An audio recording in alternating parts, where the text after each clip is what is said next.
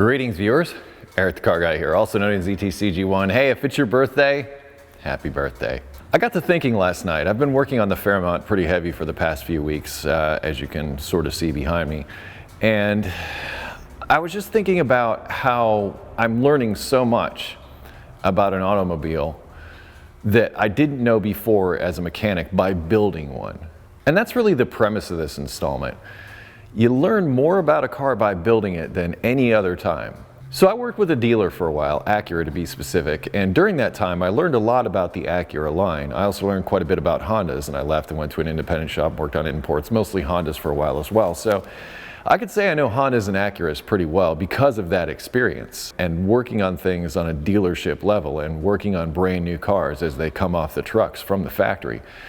You get a good sense for the brand.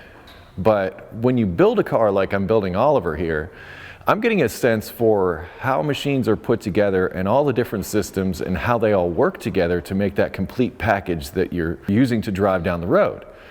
And that's created an intimacy that I didn't really have before. I've always wanted to build a car like this, and honestly, I'm sure many of you will agree it's taken way longer than I initially thought. But the point is that I am getting to know every system.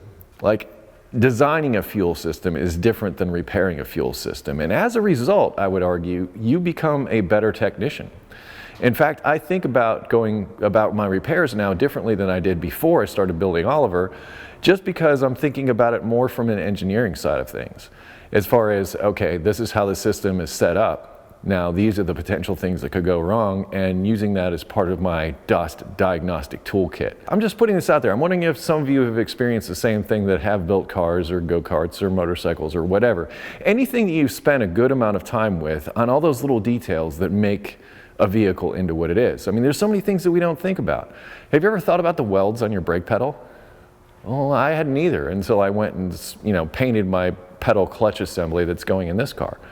So I never really thought about that. I never really thought about those welds or anything like that. And that's the kind of detail that I'm talking about, because when you build something, you're considering all those systems, and especially with something like Oliver that's all custom. You know, if I was rebuilding it, I'd certainly be familiarized with what the factory had for its original vision. But what I'm doing with Oliver is beyond that. It's re-engineering. It's making it into something that it was never intended to do, and the engineering that goes along with that. And like I said, as a result, I've gained a lot more knowledge about automotive systems and what I feel is a better skill set with diagnostics when it comes to repairing these things in the future, because I'll have a better idea about it. And there's all kinds of things that have to be considered during manufacturing. I mean, custom build with Oliver here is just me in this car.